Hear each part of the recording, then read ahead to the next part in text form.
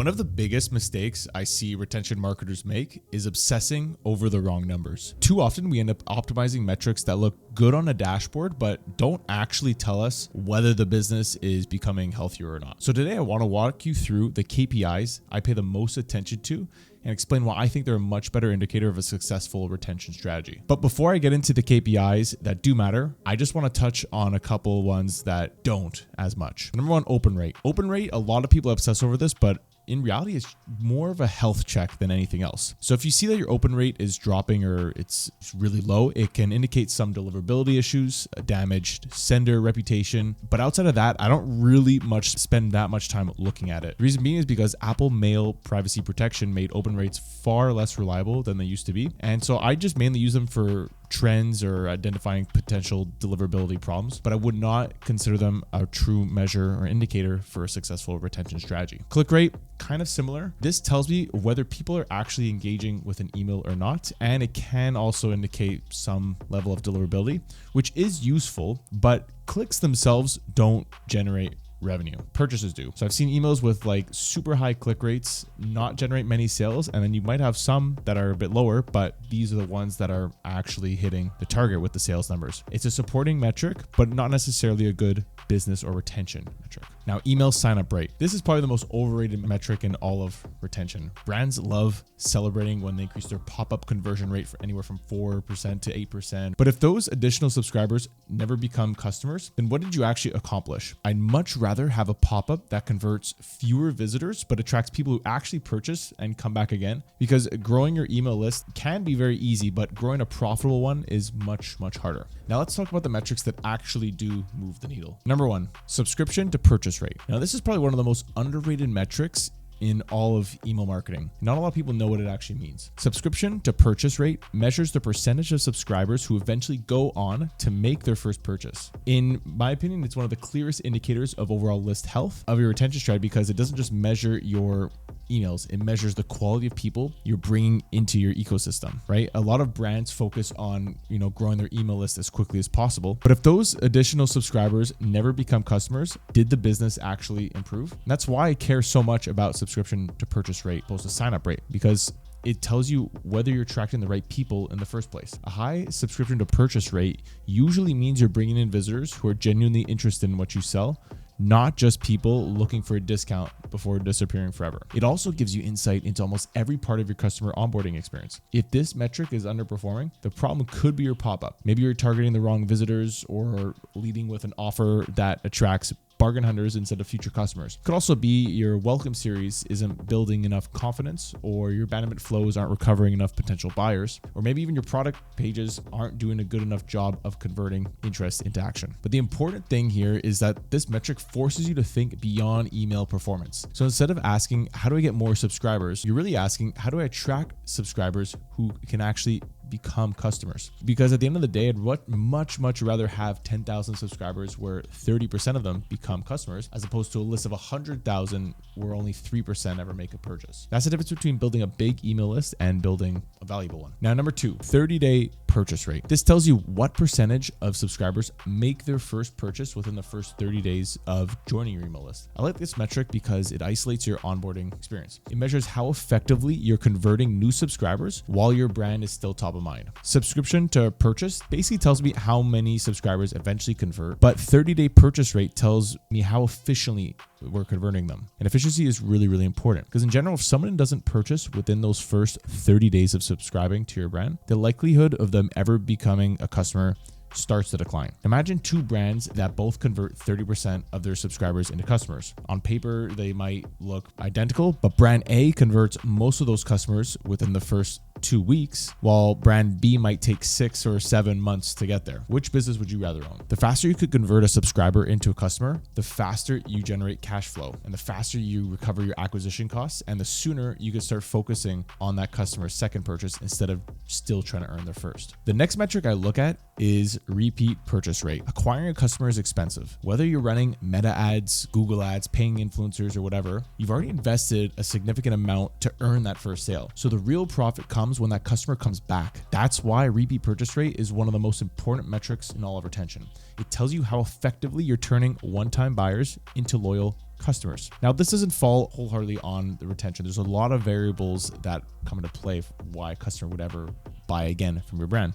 But a healthy repeat purchase rate usually indicates that customers enjoyed their first experience. They liked the product, the buying process was smooth, and your post-purchase strategy kept your brand top of mind, generally. On the other hand, if customers aren't returning, there's usually a reason. Like maybe they don't know what to buy next. Maybe you're waiting too long to follow up. You're treating every customer the same instead of recommending products that are actually relevant to them. Or to be blunt, it could also mean your product just isn't very good. Repeat purchases increase customer lifetime value, improves profitability, and reduces your dependence on constantly acquiring new customers. This is truly where retention begins. Number 4, time between orders. This is one of the most overlooked metrics in e-commerce. Time between orders is basically exactly what it sounds like. It measures how long on average it takes a customer to come back and make another purchase. Let's say, for example, your average customer buys every 120 days, or at least 120 days between their first and second purchase. So you decide to implement better cross-sell emails, earlier replenishment reminders, win-back flow, and start setting more relevant campaigns after that first purchase. Well, suddenly your customers are coming back 95 days instead of 120. You didn't spend more on ads. You didn't increase website traffic. You didn't even need to grow your email list. All you did was you helped your existing customers buy a little bit sooner.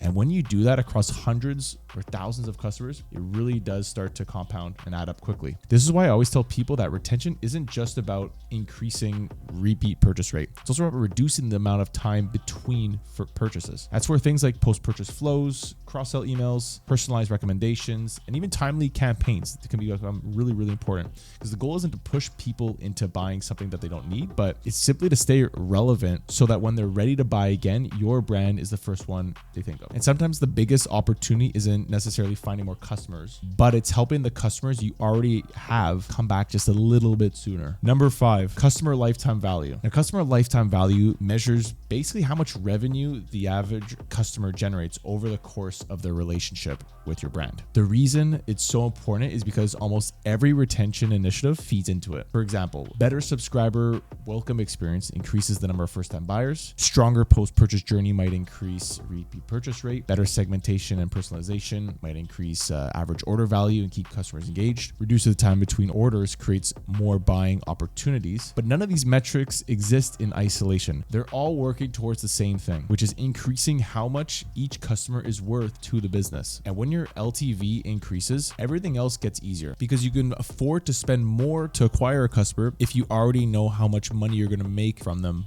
over time. Your paid ads will become much more profitable. Cash flow will improve. Growth becomes more sustainable because you're generating more revenue from the customers you've already earned. And that's why I think LTV is the ultimate scorecard for retention. If you're improving your onboarding, increasing repeat purchase rate, or shortening the time between orders, your LTV should naturally increase as a result. And if it isn't, then something in your retention strategies probably isn't working as well as you think. Number 6 is revenue per subscriber. I don't think enough brands pay attention to this one, because everyone's obsessed with growing their email list. And as I've talked about in previous videos, more subscribers isn't always better, but more valuable subscribers are. And what revenue per subscriber measures is exactly what it sounds like. It's on average how much revenue is each person on your list generating. It's one of the quickest ways to measure the overall health of your audience. You could think about it this way. Let's say brand A has 20,000 subscribers and generates 500,000 per year from email. Brand B has 100,000 subscribers, but they also generate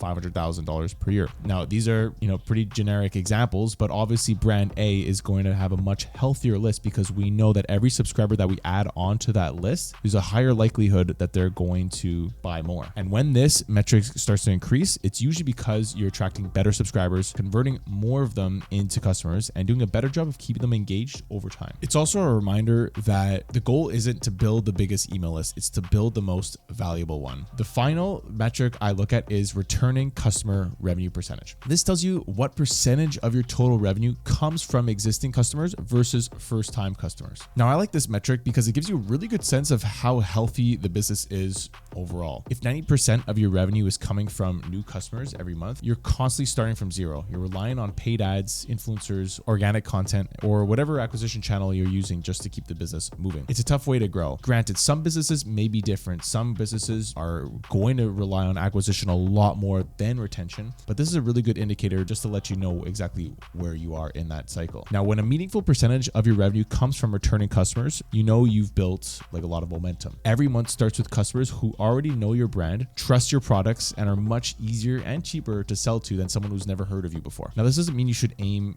for the highest returning customer revenue possible. Like I said, every business is different. Subscription brand or consumable brand and a furniture company are all going to have very different numbers for this. But what matters is the trend. So if your retention strategy is working, you should gradually see more of your revenue being generated by customers you've already paid to acquire. So those are the metrics I pay the most attention to when I'm evaluating a retention strategy. And notice that none of them have anything to do really with open rates, click rates, or how many emails you're sending each month. Those metrics can be useful for diagnosing individual problems, but they don't tell you whether your business is actually becoming healthier or not. The metrics we talked about today do. They tell you whether you're attracting the right customers, converting them efficiently, encouraging them to come back, increasing their lifetime value, and ultimately building a business that's less dependent on constantly finding new customers. That's really what retention is all about. It's not about sending more emails or having more automations than your competitors. It's really just about building systems that increase the value of every customer you pay to acquire. And if you focus on improving these metrics consistently over time, the revenue will follow. And if you're not sure where your business stands today, well, then I highly recommend you check out the e-commerce retention gap calculator that my team and I created. It analyzes many of the metrics we talked about in this video, benchmarks your retention strategy, and estimates how much revenue you could be leaving on the table. It's completely free. I'll leave a link in the description below for you to check it out. And if you like this video, please feel free to subscribe and like the video below. Thanks for watching, and I'll see you in the next one.